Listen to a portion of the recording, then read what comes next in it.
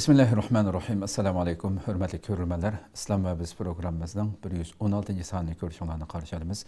Ben Abdullah Yalğun. Kadirli görürmenlerimiz uzun dünbiyan toxtuluvatımız her hafta şu saatte.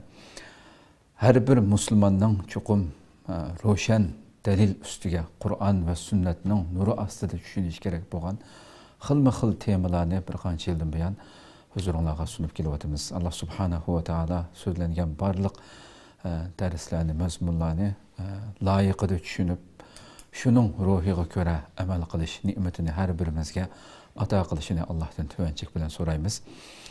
Bugungi temamiz biz tunugun e'lonimizda bergandek ham bu ulug' muborak Ramazon oyida turayotganligimiz uchun albatta temamiz shunga munosabatli bir tema bo'lsin deb Ramazon inqilobini qandoq tushunimiz temasida suhbatlashadiganligimizni e'lon qilgandik. İnşallah bugün şu atrafda to'xtalamiz. Programımızın daimlik aziz mehmoni hammalar tanışıp bo'lgan hurmatli ustoz Sharq Turkiston ulamolar birligi shunaqla Dunyo musulmon olimlar birligi a'zosi Abdurahmon Jamal Kashg'ariyni taklif qildik. Qimmatli vaqtini chiqarib qadam tashrif berganligi uchun ko'p rahmat aytamiz. Alloh razı olsun. Qadrli görürmenlerimiz, programımız YouTube ve Facebook kanallarımız arkalık naq meydandan tarqatilyotidi. Ekran aldı chiqib turayotgan numarimiz shunaqla ijtimoiy uchur vositalaridagi aloqa vositalarimiz arqali programmamizga aloqador har qanday fikr taklif bo'lsa, berishinglarni, savollaringiz bo'lsa, so'rashinglarni umid qilamiz. Shunaqla ko'plagan qarindoshlarimizning foydalanishi uchun ham bahrlab qo'yishni ham unutmaysizlar. Unda ustoz bevosita programmamizga kirib kelsak, oldi bilan nima uchun bu Ramazan ayini inqilab zamani vaqti deymiz degan savolni bersak. Bismillahirrahmanirrahim. Cenab-ı Allah hamısına peygamberimizge dua salamlar olsun. Ramazan ayı ruhi cihetten, fikri cihetten, stili cihetten inqilab peyda kılan, özgürüş peyda kılan bir zaman. Ramazan ayı kalbini paklaş, nefsini ıslah kılışta bir özgürüş peyda kılış zaman. Ramazan takvalık ruhini yitildiriş bir zaman. Bu Ramazan ayı akidini, ülük akidini, sus akidini, boşan akidini türüldürüşün zamanı. Ramazan ayı hata ideyalarını, hata fikirlerini, İslam zıt keladigan fikir ideyaları yerleşip olgan bolsa, onu qo'llab chiqaradigan, ondan paklanadigan, onun qarşı inqilab qo'zg'aydigan bir zaman. Ramazan hata, nachar axloqlarni tuzish zamanı. Ramazan so'tsetik olsun, yemek içmek olsun ve ondan başka işler yapıp kalsın, halal haram ruhini yitildirdiğin. İşte doğru hata deb ölçem ruhini, doğru hata deydiğin ölçem ruhini yitildirdiğin bir zaman. Ama apski köpligen kardeşlerimiz karsak, ibadetke, yani meski ibadetke gelgen vakti nayette yaş göründü, bir erken gençada halal haramın gibi cıkkıldı, ama cemiyet çıkan vakti da sosyetlik gelgen çağda, elim setim gelgen çağda, ictimai faaliyetke, türlü münasebetlik gelgen çağda bu halal haram doğru hata deyilgen neyse kündün günüge suslaşmakta. Bu imanın acizlaşkanlığının alameti. İmanın gücü mesut görengende bu mu cemiyette, devlette, ictimai siyasi hayatta görünüşe lazım. Ramazan başkalarının maddi ve manevi hukuklarını ada kıldığı zaman. Eğer başkalarının maddi hukuk olgan bolsa qaytarıp beriş, eğer başkalarınınki manevi hukuku bizge ötep kalgan bolsa, bundan afu so'rash, bundan özür so'rash, kechirim so'rash zamanı. Bu Ramazan ayı farz zakatni ado qilish, xayri ihsonni ko'p qilish zamanı. Xo'sh. Gerçi farz zakatni berish Ramazan xos bo'lmasmi, ammo ko'pligan musulmonlar savobjiq bo'ldi deb zakatni bu Ramazanda ahvol ko'p. Undan boshqa zakatdan sirt, xayri ihson muhtaçlara yardım veriş, kembag'allarning yardım xavri elish, bu aqidani qo'g'dash, dinni qo'g'dash, musulmon bir millatni qo'g'dash, musulmonning tuprog'ini qo'g'dash uchunmi bu zakatdan boshqa bir xayr ihson qilishdan eng yaxshi bir fursat, bir o'zgarish paydo qiladigan bir fursat. Biz ibodatda, nafli ibodatda qanchalik bundan bir o'zgarish paydo qilishga, bir inqilob qo'zg'ash otlangan bo'lsa, bir iqtisodiy ibodatmi? Xayri saxovat ibodatimi? Bundan bir inqilob qo'zg'ash lazım. Nafsimiz qarshi şahsiyetçilikimiz karşı, bir xillik karşı buna adımı bir inqilab qilish zaman. Ramazan ayı zulümge karşı, zalimge karşı duruş zaman. Zulümge hem zalimge karşı cihat qilish ruhini yedildirish zaman. Ramazan özara qarindoshlik ruhini, İslami qarindoshlik ruhini türüldirish, güllendirish, bu qarindoshlik to'salib bo'lgan illatlarni, ofatlarni, to'salg'ularni yo'qotish zamoni. Ramazon oyi Qur'on tilovati shug'ullangan, zikr tasbihni ko'p qildigan, duoni ko'p qildigan, tavba bilan shug'ullanadigan bir oy. Ramazon oyi gunohlarga tavba qilib, hayotni yangidan boshladigan. Yangi bir sahifa ochib, yangidan tug'ilgandek, islomga yangidan kirgandek, yangidan bir mas'uliyat ortilgandek, yangi ruh bilan, yangi qadam bilan qadam bosadigan bir oy. Ramazon oyi nachar illat bo'lgan bo'lsa, mayli so'zga tava, sharkat tava, bundan qutulib, güzel axloqlarni o'zlashtiradigan bir zaman. Bu Ramazon oyida o'zlashtirgan ibodatlar va güzel axloqlar va buni Ramazondan boshqa oylardan davomli izchillashtirishga iroda bog'lash zaman. Masalan, Ramazonda boshqa vaqtlar qaragan vaqtda ba'zi qarindoshlar deydi. Bir par olsun, yarım par olsun yoki 5-6 bet olsun Qur'oni Karim tilovat qilishga odatlanin. Zikr tasbihni ko'proq qilishga odatlanin. Her qatim dua qilishga odatlandi. İslamni tushunay deb kitoblarni o'qishga odatlandi. Bu vaqt savobchi qo'ldikanda zakatdan sir, farz zakatdan sir, xayri ihson qilishga, yaxshilik qilishga intiladi. Demak, bu xil fazilatlarni, bu xil yaxshilarni Ramazondan boshqa oylardimi? Ramazonda qanday qilgan bo'lsak, ashunga odatlanish, ashunga markazlashtirish, izchillashtirishga iroda bog'lash zaman. Bu vaqtda bu ro'zaning ta'siri hayotimizda ko'ringan bo'ldi. Demak, bu Ramazon haq yo'lda, adolat yo'lda, to'g'ri yo'lda sharoit qanday bo'lishidan qat'iy nazar mustahkam turishga bel bog'lash zaman. Xulosalgan vaqtimizda Ramazon oyi insonni ruhiy jihatdan, fikriy jihatdan, istiqi jihatdan va yuqorida biz tilga olgan har qaysi sohada insonni tarbiyalaydigan bir oylik maktabdan iborat. Xo'sh, xo'sh. Alloh razı olsun. Unda ustoz mushamda mushu Ramazon oyida ruhiy inqilob qo'zg'ashning sababi nima degan bir savol so'rasam. Buning bir necha xil sabablari bor. Birinchi qilib qaraydigan bo'lsak, Ramazonning kelganligini xursandlik his qilish. Xo'sh. Ramazon oyi ro'za, ibodat farz qilingan bir oy. Qur'oni Karim nozil bo'lgan bir oy. Bu oyda qanday qilamiz biz Qur'oni Karimni qarshi olamiz.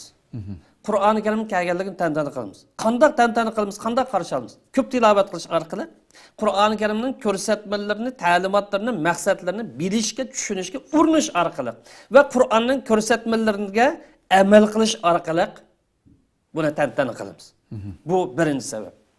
Ikkinchi sabab insonning birinchi dushmani bo'lgan shayton yoki iblis bu Ramazon oyida bichoralar tushib qoldi. Ojiz holatga tushib qoldi. Yoki bağlandı hadis deyilgandek. Peygamberimiz hadis-i şerifte Ramazan oyi kelgan vaqtida jannatning darvozalari ochiladi dedi. Musulmonlarga kengir bir chaqiriq bor dedi. Tashabbus bor dedi. Jannat qildiganlar kela olmaydi. Do'zaxning darvozalari itiladi dedi. Demak, ibodatni ko'p qilsanglar, amal solni ko'p qilsanglar, do'zaxning darvozasini taqiladi, o'zingni taqasizlar. Xo'sh, xo'sh. Hem şeytanla bağlandı dedi. Şeytandan bağlanışı iki xil bo'lishi mumkin. Ya çoğun şeytan bağlanıp kichik shaytonlik qildi, uning ta'siri ojiz bo'ldi yoki bu Ramazonda qilgan ibodatning ko'pligidan, Ramazondagi insonda paydo qilgan ruhiy o'zgarishning, ruhiy inqilobning kuchli ekanligidan shayton bichoralikka xarolat tushib qarab o'zligidan bog'lanib qoldi. Uchinchidan bu oy boshqa oy qaragan vaqtida ibodat ko'p bo'lgan, savob ko'p bo'lgan bir oy. Masalan, boshqa oylarda namoz har zaman o'qiymiz. Her gün. Bu ayda namazdan sırt roz tutamiz. Zakat oda qilindi ko'plagan musulmonlarningki bu ayda markazlashtirish bilan. Xayri ihson ko'p qilindi, savob ko'p bo'ldi. Duo, tilovat ko'p bo'ldi. Tavba istig'for ko'p bo'ldi. Boshqalarga moddiy yoki ma'naviy jihatdan bir zarar keltirgan bo'lsa, uning haqqini oda qilish, uni qaytarish, ko'ngil bo'lish ko'p bo'ladi. Demak, bu sabablarmi Ramazon oyida bir inqilob paydo qilish, o'zgarish paydo qilishga alohida sabablarning birisi. Endi Ramazon oyi boshqa qarasak, buning ortiqchiligi nima desa, birisi ro'zaning farz bo'lganligida. İkinci birisi taravih namozidan iborat va kechada qiyom turishdan iborat boshqa vaqt bo'lsin, bu yerda markazlik holatda davomlashganligida. Buningdan eng muhim bo'lgani farzlik bilan birlikda 83 yillik bir ibodatga, fazilatga, savob to'g'ri keladigan bir qadr kishining bo'lganligi iborat. Mush 3 turlik sabab bu ayda bir inqilab paydo qilish, ruhiy o'zgarish paydo qilish, fikriy o'zgarish paydo qilish, axloqiy jihatdan o'zgarish paydo qilishga albatta yetarli sabab bo'lsa, yetarli sabab. Xo'sh, Alloh razı olsun. Haqiqatan so'zlab tugatkisiz bir barakatli oyda turyapmiz. Endi shu siz yuqori degan shu ruhiy inqilob qo'zg'ashga yordam beradigan omillardan bir qancha so'zlang. Bu omillarning birinchisi bu Ramazon Allohning ne'mati. Biz Ramazondan kelganligini xursandlik his qila olsak, bu bizning vujudimizda, vijdonimizda, aqlimizda, fikrimizda, iste'dodimizda o'zgarish paydo qildi. Demak, bir ibodatni qilish intilganligimiz, bundan bir huzur erishga, bundan o'zib qilish intilganligimiz bizni Allohga yaqinlashtiradi. Qalbimizni poklaydi.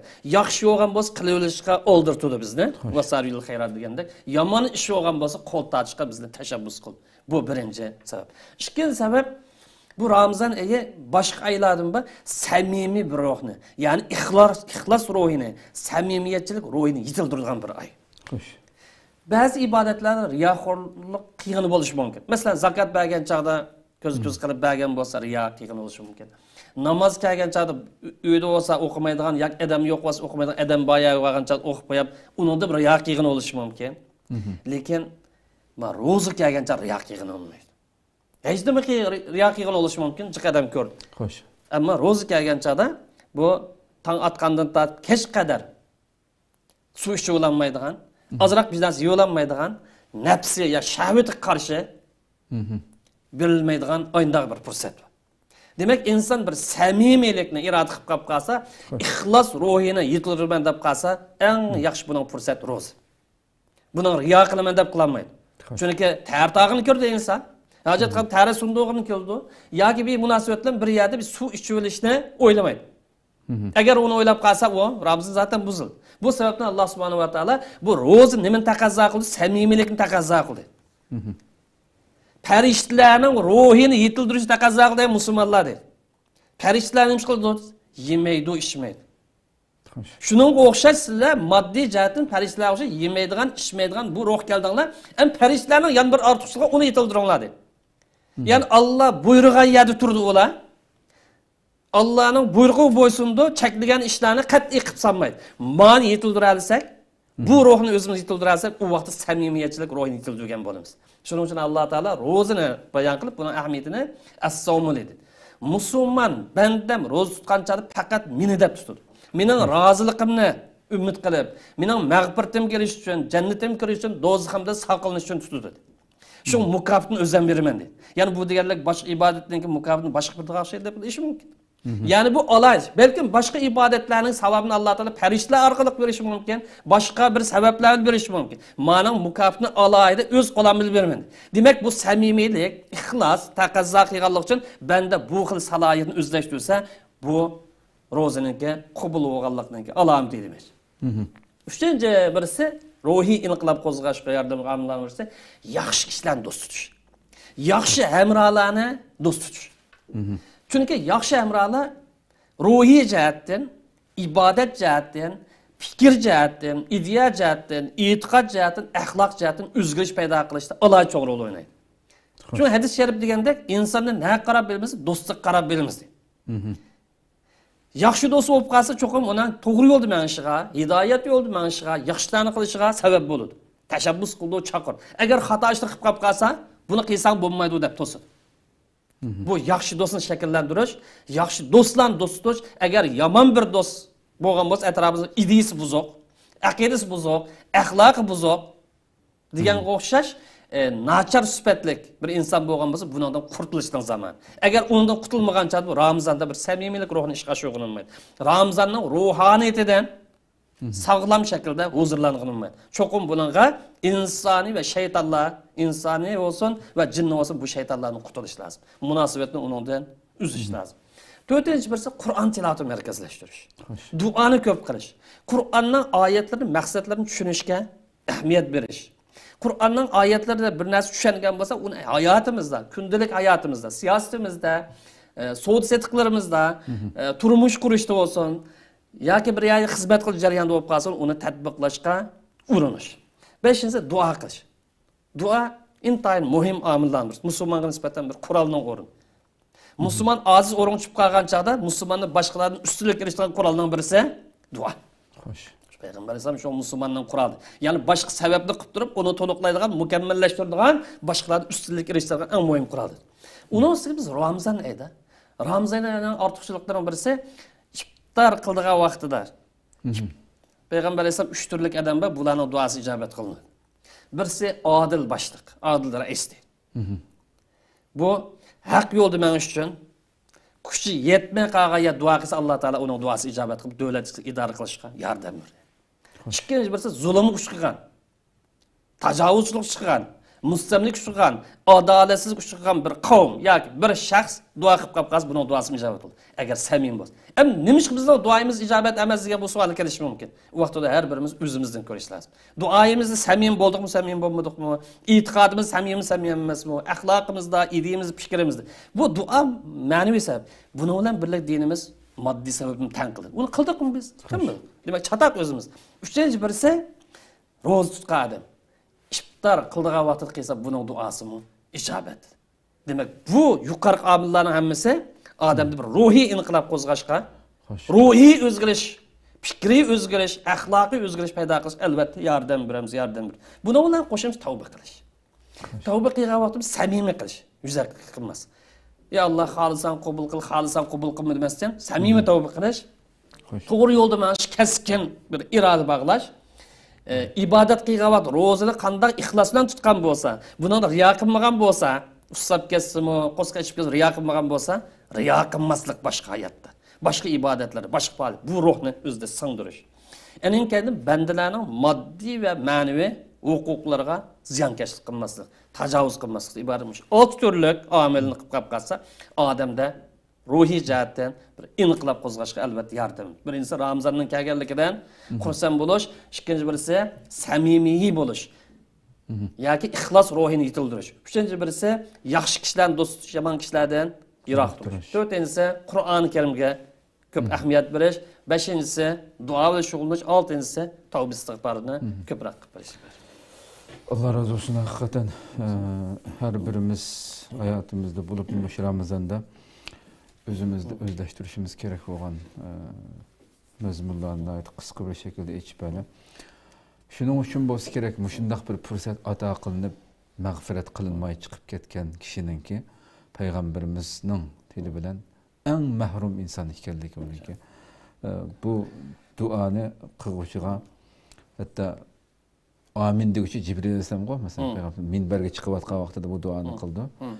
Amin deguvchi Jibril alayhisalom o'ylab boqaylik qadrli ko'rmalarimiz. Alloh subhanahu taolo har birimizni bu aydın tegishlik nasibimizni elib chiqishga nasib qilsin. Hamda oxirida shu inqilob qo'zg'ash maydonlari qaysilar degan.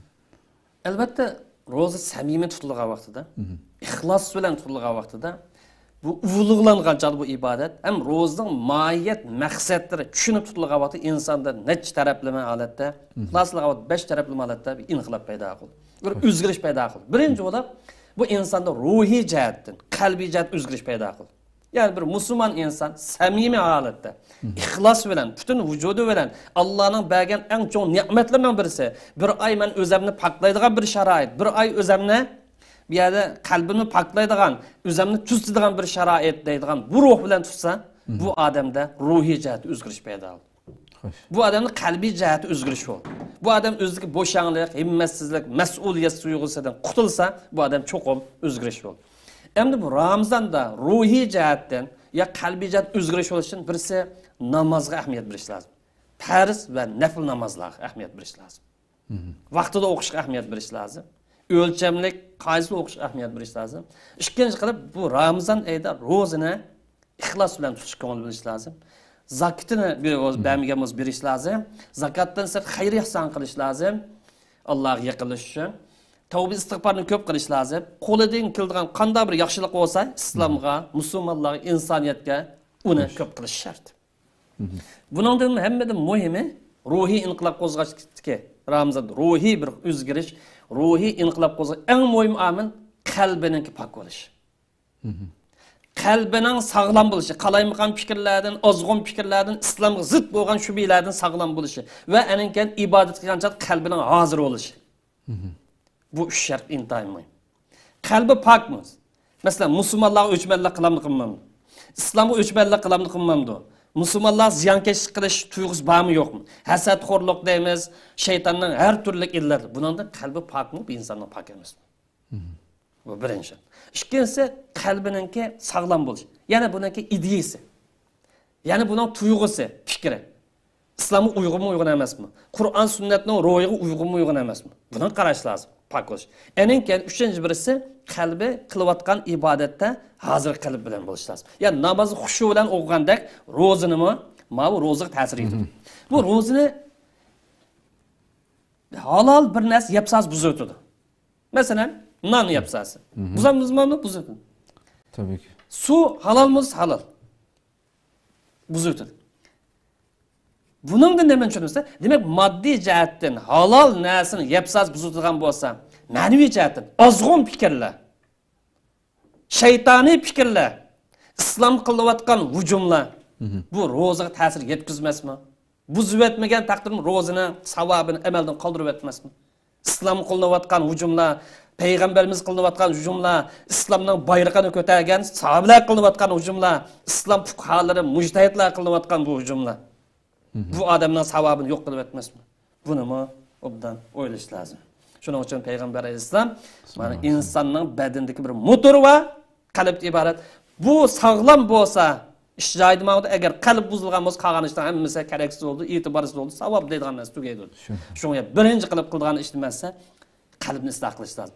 Qalb jihatdan, ruhiy jihatdan inqilob paydo qilmasa, qalbimizni xato ideyadan, İslam zid qilgan tushunchalardan, har turli shubhalardan, axloq zid qilgan ishlardan, bandalarning huquqlariga tajovuz qilgan bu nachar illatni tamoman buni yuvib tozalab chiqish lozim. İlla men atalloha biqalbin salim.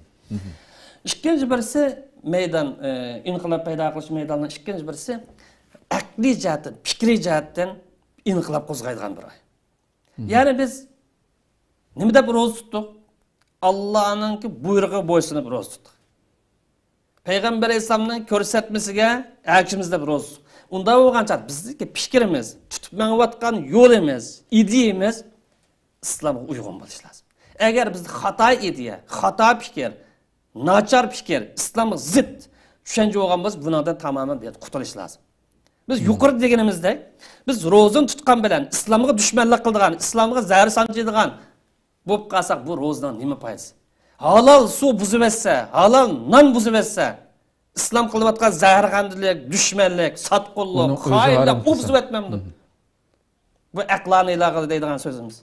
Payg'ambar alayhisalom bu musulmonlarni Ramazonda xuddi yemek-ichmak yepsanmaslikqa, tarat olgan vaqtida suvni ichib sanmas qanday ehtiyot qilish buyurgan bo'lsa, fikriy jihatdan xato yo'lga kirib qolmaslikka mayda tashabbusga. Bu sebepten Peygamber Aleyhisselam Ramazan jangchininki qalqini qo'shib bir qalqin. Her tarafdan bu himoya qildi dedi. Fikriy jihatdan, e'tiqodiy jihatdan, axloqiy jihatdan, tasavvur jihatdan, sharkat jihatdan, gap so'z jihatdan, har jihatdan himoya qilgan bir qalqin. Agar Ramazanning ruhiy maqsadlari his qilinsa. Uchinchi maydon inqilob paydo qilgan, o'zgarish paydo qilgan axloqiy jihat. Bu ahlakın İslam'da intayin mühim dairlerinin birisi. Hem Ramazan'ın en çok maksatlarının birisi mi? İnsanın ahlakını ıslah kılış. Mesela yaman adet var, nachar illet var, hata ıslah. Bunu tutish lazım. Bu fırsatda başka vaxtlarda sal qargan isil fazilat işler olgan bolsa, onu özleştirish lazım. Peygamberimiz Ramazan qalqan. Eğer sizlerden biri ro'za tutqabat, birisi bilan bir qabulashib qolgan, gap talishib qolgan, taqallashib qolgan bunday ahvol bo'lib qolsa, uning jidallashib yurmay, men ro'za tutqandim deb gunoh kirib qolmasin. Og'zini buzg'ina gunoh kirdi dedi. Qo'l uzatgani gunoh kirdi. Birisining haqqiga tajovuz qilgan gunoh kirdi. Bu Ramazonda o'zini saqlashtirish. Yana Payg'ambar alayhisalom axloqiy jihatdan, istili jihatdan inqilob qo'zg'ash buyurib, "Mallam yada qawla zur val amala bi falaysa lillahi hajat." Kim Ramazon tutqanda yolg'on gapni tashlamasa, kibrligidan, mutaassibligidan, radikalligidan, oshqonligidan, tatu oshqonlikdan qaysi sababdan bo'lsa, yolg'onchilikni tashlamasa, yolg'onchilikning taqozosi ish qilish tashlamay qolib qolsa, buning tutqar ro'zi bekadi. Avaro musulmon. Bu yuqorqi bizningki so'zimizni ta'kidlaydi. Dördüncü meydan adetga aylanıp kalgan bir ibadet. Bunun da bir inqilab paydo qilish lazım. Mesela namaz nima uchun o'qiysizlar? Çoğunu o'qib kelibdi, o'qib kelamiz. Roza nima uchun tutsizlar? Tutadigan ish ekan buni. Bu adetga aylanıp kalgan ish bu ibodatlarninki ta'sirini yo'qotib bar. Yani ibadet aqidaga bog'liq İslam. Har qanday ibadet aqidadan taqozo. Bu aqidaning ruhini o'tirib bar. Qilgan qilyapmiz. Nima uchun qilsa? Buni bir tushun. Buning maqsadlarini bil. Demek bu yerda tirildi, ibadetning ruhin tirildi. İbadetning maqsadi kundalik hayotingda ijtimoiy savdo satqan, dukkan, baqqallikni buni ishga oshirdi. Ammo afsus ko'pligan yaxshi ishlar bizdan odatga aylanib qolib, xolis qilgan, xolimiz qilmaydigan ish. Bu odatliga xolis qildi, xolis qildi. Ammo ibodat bo'lib qolsa, xolis qilgan, xolis qilmaydigan ish emas. Allah buyurib ekan, payg'ambar alayhisalom buyurib ekan deb qildi. U vaqtda bu insonda bir o'zgarish paydo qildi. Shu payg'ambar alayhisalom men sama Ramazon iymon ihson. Kim Ramazonni Atanam tutup diken, tutmasak cemaatten ayrılıp kalamız mı ki diyendek bunda tutmazsan Allah perz kıp diken de tutsa. Bu Ramazan'da samim tutalsak Allah'ın cennete girişimiz, dozuk sakılda alayımız edilen savvap ruhi bilen tutup kap kalsa bunun günahları endir mağfiret kılınır. Eğer adet karakterde tutmasak kanda olaydı tutup koysa bir kere. Evet. Beşinci meydan bakıllıkka karşı inqilab koysaç lazım. Ramazan ayda şahsiyetçilik. Fakat üzülün oylaydıgan, başkılda oylamaydıgan. Ya bekillik. Nachar illet namırız. Buna karşı inqilab qo'zg'ash lazım. Çünkü Peygamber Aleyhisselam Ramazan ayda sahiy bo'lib ketadi dedi. Bu sebepten Peygamberimizden yolda mağmakçı olan, İslam'ın ko'rsatmasi metodi boyunca mağmakçı olan musulmonlar Peygamberimizden yol boyunca sahiy bo'lish lazım.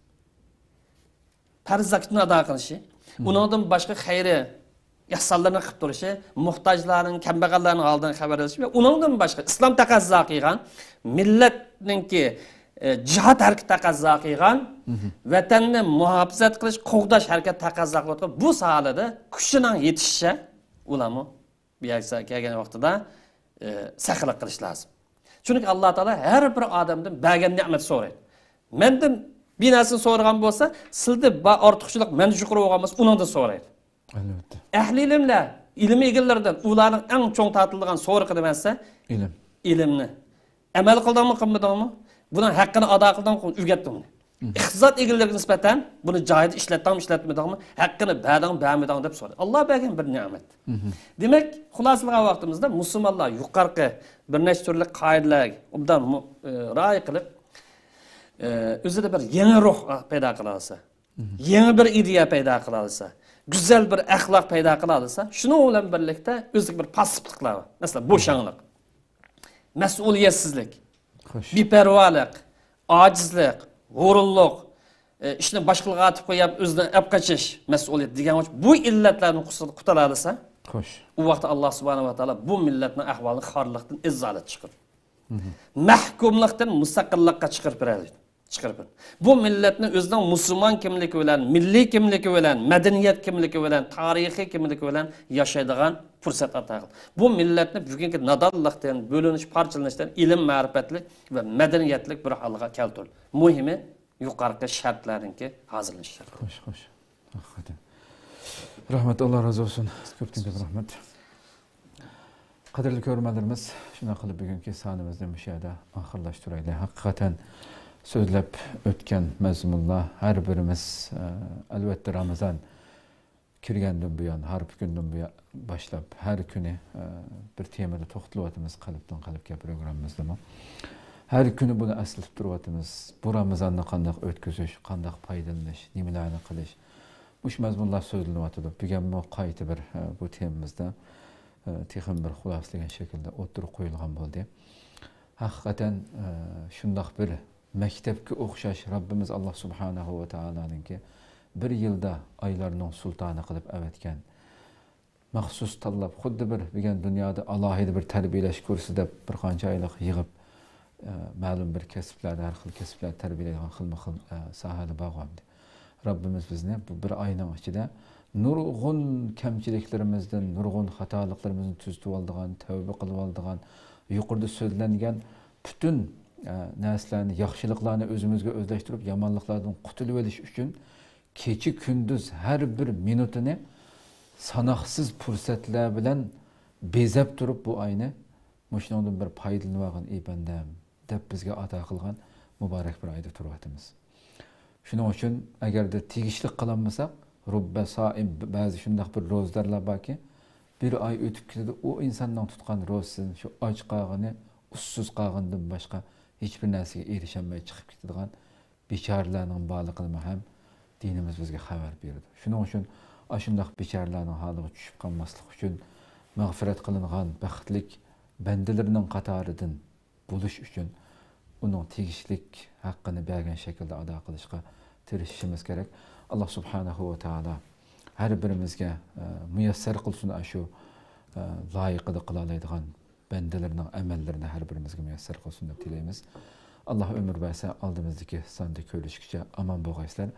İnşallah bugun bu iftardan burun o'xshash soatda qalbdan qalbga nomli programmamizni ko'rishguncha Allohga topshiramiz hammalarni. Assalomu alaykum va rahmatullohi taala va barakatuh.